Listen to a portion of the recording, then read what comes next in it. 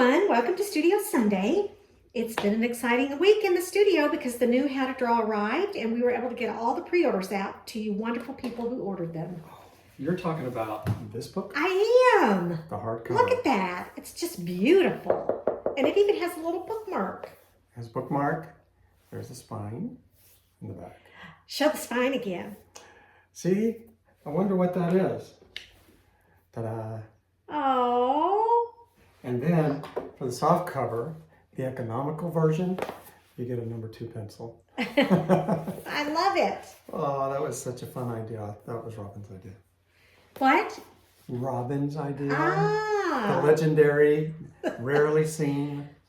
Okay, so when we print a book, we have to agree to take 5% more or 5% less than what we actually order. And it's called overruns. Yeah. Or underruns. The presses run very quickly and rarely do they print the exact amount before the pressman is able to stop the presses. Anyway, we did have a small overrun of the hardcovers if you missed out, and they're in our store right now. So I think there's about 30 left. So if you want one, you better get over there. Okay, and also the softcover version is up in the store. So okay. They both look great, and I think everybody will love them. We're really happy with them. Yeah. Yeah. They turned out fantastic. We don't see any, once in a while in a rare moon, you'll have something you'll think, oh man, I wish we'd changed that. Not on this book.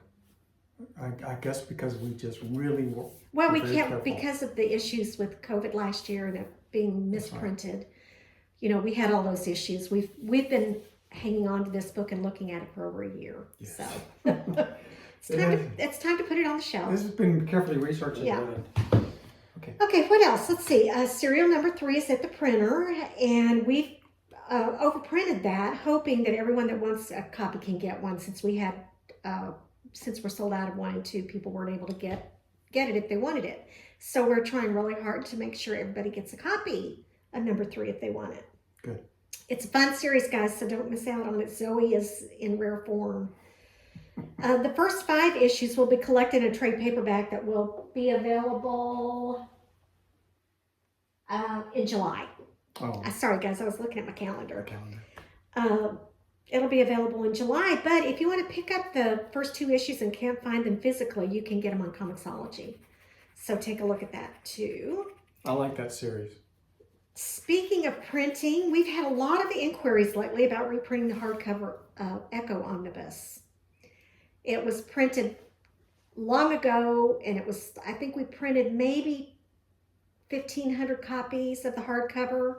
I think we'll be reprinting Echo early next year, and we will reprint some hardcovers at that time. Just giving you an early heads up on that.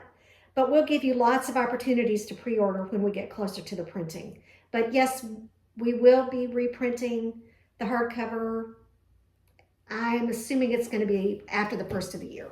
So keep that in mind, but we'll give you lots of reminders. Hey, also, we're getting closer to Terry Moore Live. Mm-hmm. It's happening April 9th and 10th. Mark your calendars. Terry will be doing some live panels on several social media platforms, and we'll be going live with Studio Sunday on the 11th. It is going to be a wild ride, baby. And you're going to be on camera. I'm going to be on camera. Okay. We'll have new art from Ever and Serial, which we've never had up, as well as new sketches and pages from all of the series. So, and we'll also be running the sale all weekend. So we'll be posting a schedule in the next 10 days or so, and we hope you can join us for at least some of the weekend. It's going to be fun. So that's all my studio news. Do you have anything to add, Mr. Moore? No, I spent this week, we finished Serial 3, turned it in last Monday, and I spent the rest of the week packaging the orders for the hardcover, or with Robyn, or sketching. Well, there was that one sketch that took you 10 hours. Yes. And I kept coming back into the studio, and it was still that same sketch. That sketch is going to cost a fortune. If we pay by the hour, yeah, it would be a fortune. That sketch went on and on and on. We're talking about this one. No, we're talking about that one. Oh my God, they both took a long time. This is the one that I'm working on right now with Katchoo. And this Katchoo is meant to be paired with, I caught the pencil, Francine. So it's a windy day, and they both have their own way of dealing with that. So We need more than 2 sketches. we need more than 2. Yeah. Not if these sell for $1 million a piece. That's true. If they sell for $1 million a piece, we're done, baby. So yeah, drawing. So that's what you've been doing this week. Yes. Okay, so you ready to get on the hot seat? Sure. Okay, we only have one question today, Okay. and it's from Neil Welch. It has several parts, so it's going to be our only one today. Okay. So listen carefully. All right. Okay. As an occasional fiction writer, I am interested in character construction. Sometimes, if I'm lucky, a character takes on life beyond what I consciously intended and starts talking for themselves. I just listen, and I hope I can type fast enough to keep up. Sometimes they can even make narrative changes I didn't anticipate. Okay, that's his lead-in. Number 1, has this happened with Terry? If so, which characters? Yes, and basically all of them. I mean, and you hear writers talk about this and describe this syndrome, and unless you've experienced it, you think, oh, you're making that up, but it's not. Not kidding. It happens. You start writing, and exactly what he said happens. It's kind of like your very deliberate consciousness gets the whole thing started. You're thinking, okay, here are my elements in the scene, and then as you work, your imagination takes over, like a child just having a conversation with an imaginary play friend or something, and next thing you know, you've got a whole conversation happening. You have a lot of conversations in your head. I do. I have. It's crowded in there. A lot of times I'll say, we never had that conversation, or I'll say something and you have a whole conversation about something that's going to happen in the future, whether you know that's the case or not, but you've already got a conversation. Absolutely. And so in real life, this is a real handicap. In real life, you picture, okay, well, I've got to take my car into the shop and I can just picture what they're going to say. They're going to say da, da, da, da, da, and you just, and he has a whole conversation with himself about it. I can say the whole conversation and everything. And I say, why don't you go to the shop and have a conversation? See what they actually say. That's reality. In writing, that's what happens. And I think that there's really only 2 modes of writing. One of them is this, where your imagination just takes over and it's playtime. The other one is when you're just very down to earth and you think, okay, I have a table and a spoon and a cup and I need to, in this scene, get them to be broken. How am I going to do that? It's very deliberate. And then when the imagination takes over, there's this big yelling thing. You ran away with my turtle. I didn't mean to. All that stuff, happens. The fun stuff. Okay. So yeah, that you want that. And that's what you shoot for every day. So never forget, guys, that all of you are characters in Terry's mind. He's always having conversations about you. Yeah, and even when you're not here, I can hear you talking. You're saying, Terry, looking good. Okay, so the second part of this question is, if so, I just went right on. Are you done? Yes, ma'am. Are you sure? Yes, ma'am. Okay. If so, how does it impact your drawing? Does it come with a visual sense as well as hearing dialogue? The answer is yes. It is a constant struggle to draw the character correctly for what they want to be. Because yes, the character does take on a visual persona that you have to keep recreating. And in your mind or in your hand, maybe you want to start evolving that drawing into a different style or a look. Maybe you want to start slowly changing something about the character. But the character demands that you stay with me. And when you're drawing that, is it a struggle to get it right when you're drawing what Katchoo doesn't want you to draw? It is a struggle. Is that why the 10 hours for the sketch? Right. That's why there were 99 bad versions of this sketch till I got to the 100th. And that's the struggle. That's why I draw, erase, draw, erase, draw, erase. It's not because I don't know how to draw an arm. It's because it's not her arm yet. Okay. I'm afraid to say any more because it just gets weird. Okay. The last part of the question is, what can Terry say about any relationship between a character and his creations? It's like it's like knowing a lot of people, and there are some of them you grow very close to. and those are your favorites, of course. And sometimes there will be a popular character and the writer really does not like that character. And those times have been famous. The writers who created an iconic character and grew to not be happy that they were stuck with them, like Sherlock Holmes or James Bond or Hercule Poirot. Their creators got tired of them, but they were stuck with them. So that's a tough situation, but I haven't had that problem. Even the stinkers in my character list, like Freddie Femur from Strangers in Paradise, even those characters are fun to write. But yeah, it's like knowing a lot of people. You're creating your That's own all crowd. going on up in your head at once, isn't it? Yeah, and that's what's in my head when I'm supposed to be doing something, and like let's rake the yard, and I wander into the neighbor's yard and down the block. I'm not here. I'm there. And the trick is you have to let that happen. You have to let those ideas and things grow and stay in touch with them, and that's what you bring to the blank page every day. It's hard to do that for 8 or 10 hours a day and then have to live a normal life too. It's nice to have somebody, a wife, for instance, who pulls you back into reality, even when you don't want to be there. Yeah, there's kind of a leash effect sometimes. Get back over here into reality. But yeah, you do need to. If you're doing it for a living, the problem is you have to do it every day. So you can have one imaginary day. You take a Sunday off and let your mind wander. But for professional, it's your job. Every day you need to do it again. And that's when you need partnership to get a more well-rounded life. Well, and I think too, because your characters are more true to life, it's not superheroes, it's not animals, it's not spacemen. They really are easier to equate to. It's easier to think of them as real people as opposed to, I don't think you're thinking about Mike the gorilla all the time. Right. Because you can't equate to that. Right. So.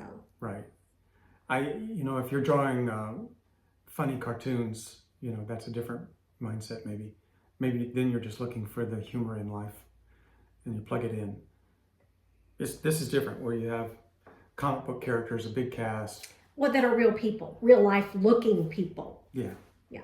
Yeah. I always say my favorite moment at San Diego Comic-Con years ago was getting into an elevator with two guys who were talking about, I want to say it was like Scarlet Witch or something. Ivy, who's Poison Ivy, I think. Oh, yeah. One of those. Yeah, it was. And the guy was saying, man, she is so hot. And the other guy said, dude, she's not real, right?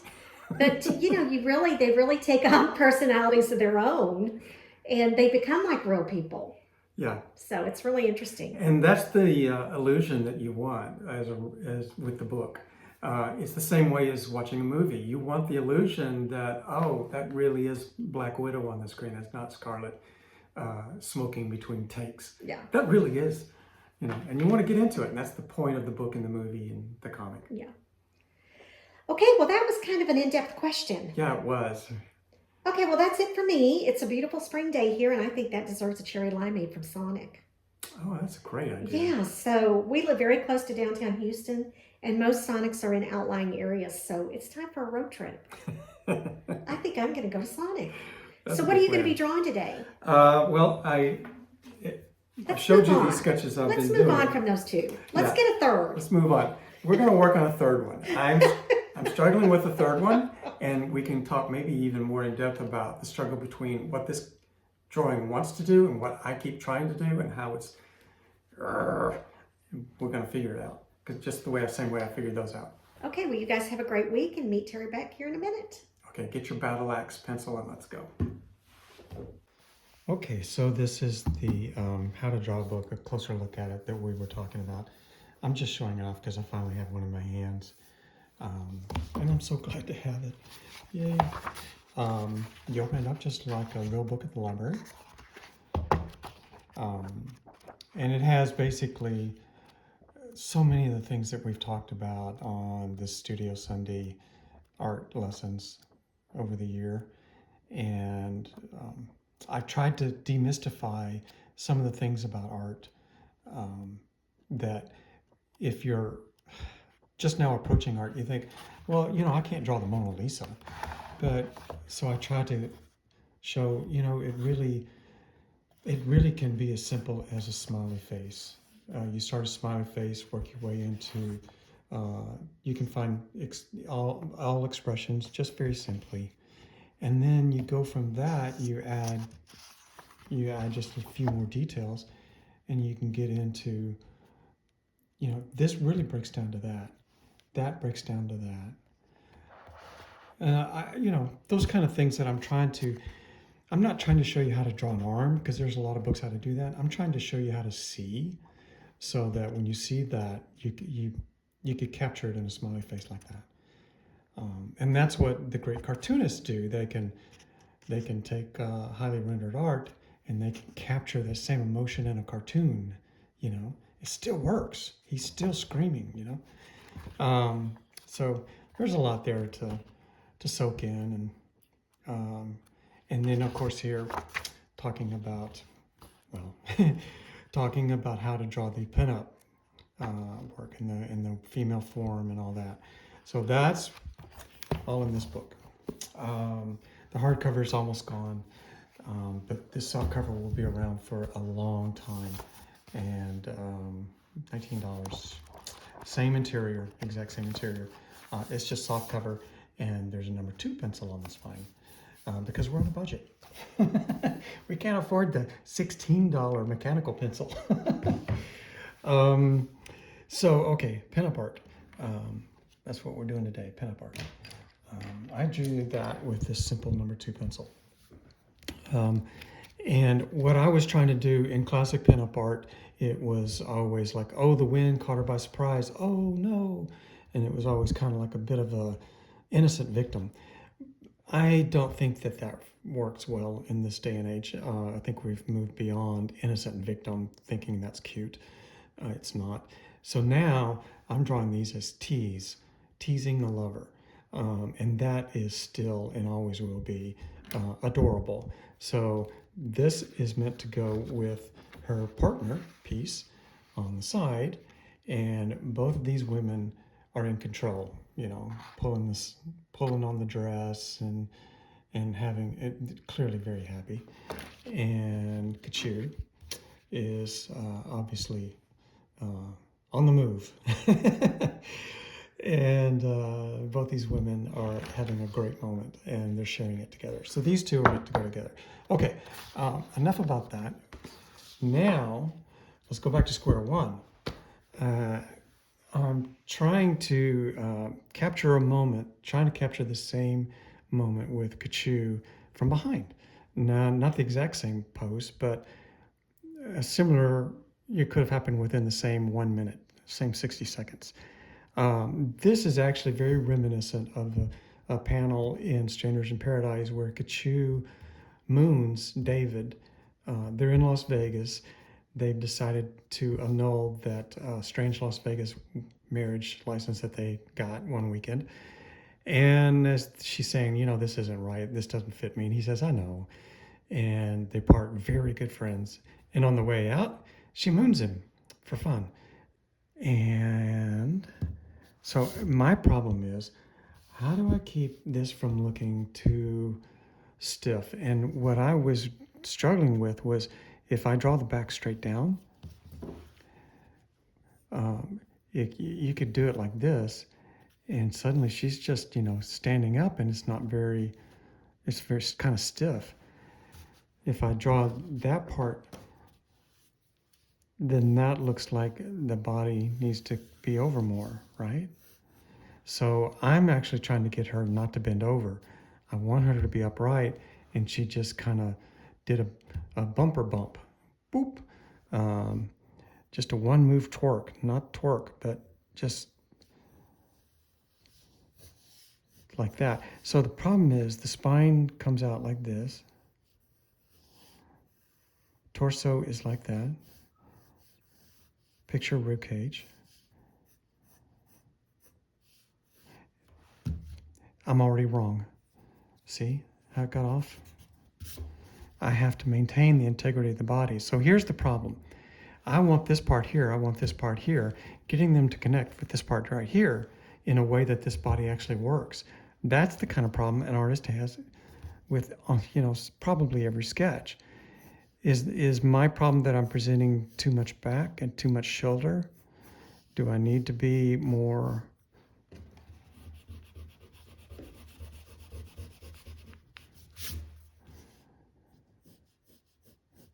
So many times on YouTube or art lesson channels, somebody shows up and they have their act together and they go straight to the correct drawing pose and everything, as if, oh yeah, I could do this in my sleep. I just thought it might be helpful for once if you saw the real process of how an artist search, erase, draw, erase. And what I'm doing is I am on paper taking the body and moving it until two things. One, it looks natural, like humanly correct, like, oh yes, body, you recognize, even if you don't know how to draw it, you do know if it looks right or not. If you saw somebody broken into 6 pieces on the street, you would know on sight, whether you can draw that or not, that body is not right. And that's how it is with a drawing. There, got it. Oh, that's a good feeling. Okay, so I was still too up and down. So what I did was I followed, there's that bone at the back of the neck. I kind of cheated over here, didn't I? I wonder where I should,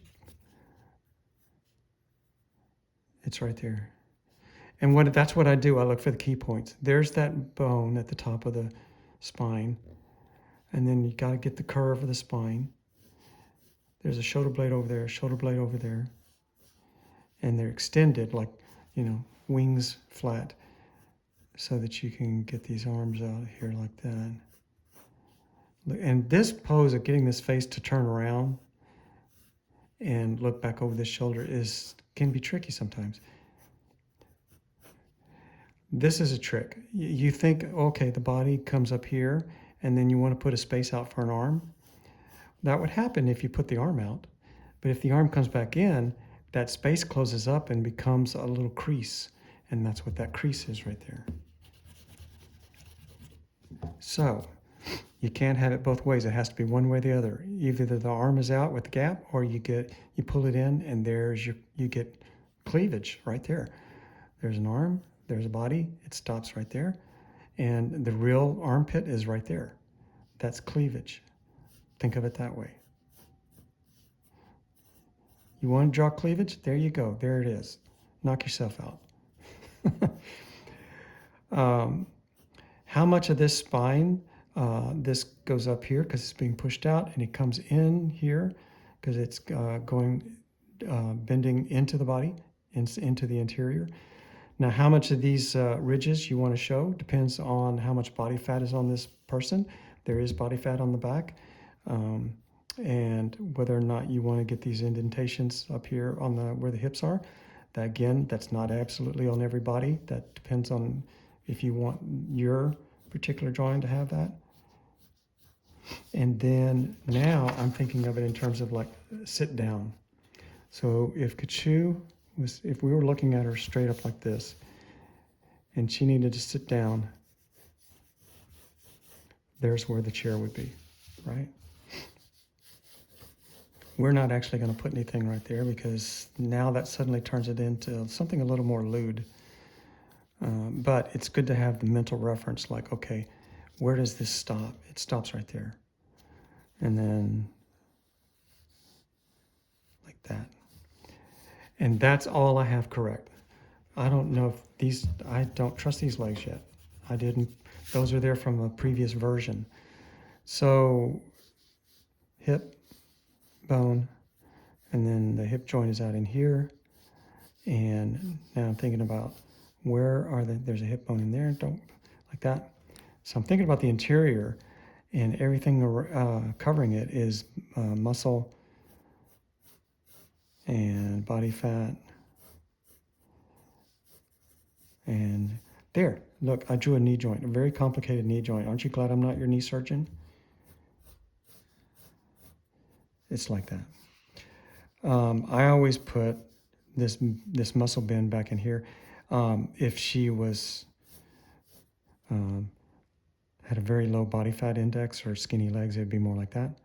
But I always saw Katchoo as being able to play volleyball for 3 hours if she wanted to on the beach. You know, fit, strong. Not WWE strong, just normal. There. I think I have the pose. And now there's another tricky part. This goes to here. And I add these lines for myself to show that it took a turn like that. So it has light on it, now it has in shadow. And that shadow helps me see the arm and helps me figure out the distance with foreshortening. If I drew this arm straight, it would come to here. And there would be that wrist bone and then the hand. Okay, once again, okay, we've got two lewd things going on here. This is how you pull your pants down, and then here's a bar to put your butt against. These are things we're not going to be doing with Katchoo. But visually, I know where those references are. So, hand here, and it's actually pushing on a skirt. And the skirt is, with the wind coming up, the skirt is going up against the hand like that. There in the front. So there's the front. Here's the side. And like that. So now the part that only Francine gets to see goes behind the skirt. And the part you and I are allowed to see in the final drawing is right here. And we'll put some underwear line right there or something. If that strap is too skinny, it looks like she's wearing a G-string. So we do it like that. That looks like that's going to be a regular pair of underwear. So this is an inverted cone. Wind is coming up, catching the skirt. Let's see, there's the waistband of the skirt. I don't want to have these lines match. So I'm going to do it like that. If you have that waistband line, if that waistband line was also where that back skirt line came from, it would always look like an optical illusion, like one of those drawings where the perspective is purposely messed up, try to get you to freak out. Okay, now I have a new problem. Do you see it? Here's where the skirt comes on the arm, and we don't ever actually see this arm. It's like that. And the skirt stays with the body till about there. There. So in the way the drawings work, this part of the skirt will be white, like it's a double lining skirt, so there's another white fabric there, and then the outside fabric has the pattern, and that'll help you see what's what with the wind. And the way I will, since this is very kind of 50s, I'm going to give her a 50s shirt on this side, like car hop, like that. And then because there's wind, you can show some life and personality with the hair and the ponytail that's moving up there. See how that just kind of adds to the whole, get some life, you know. Things aren't just static, things are happening. And there we go. I now have my rough sketch, and I will get out my little J. Scott Campbell light box and transfer this to this waiting piece of board. And when I transfer this rough drawing to here, then I get serious and I make sure everything is nailed down. Clean up my lines, put in the background, make sure all the details are taken care of. That's how I do it, guys. I hope this helps. I wanted to be sure to show you the struggle because I definitely struggle with every single drawing. It's not a natural talent thing where, oh, I could draw this blindfolded every time and it's just going to be gorgeous. I'm one of those, natural gifts. It's not that at all. It's a search. You know what it's supposed to look like, and you just keep drawing it wrong and fixing it, and until you get it to where, oh, that looks about right. That looks about right. That looks about right. And then you put the whole thing together. And when you think you've got a figure that looks, I think that looks human, and it looks like Katchoo, then you add the details, and that's the fun part of art where you just zone out and draw your patterns and do your little details, and you got your music on, and then you just finish it out with your the details. And next thing you know, you've got a drawing that you're thrilled to have.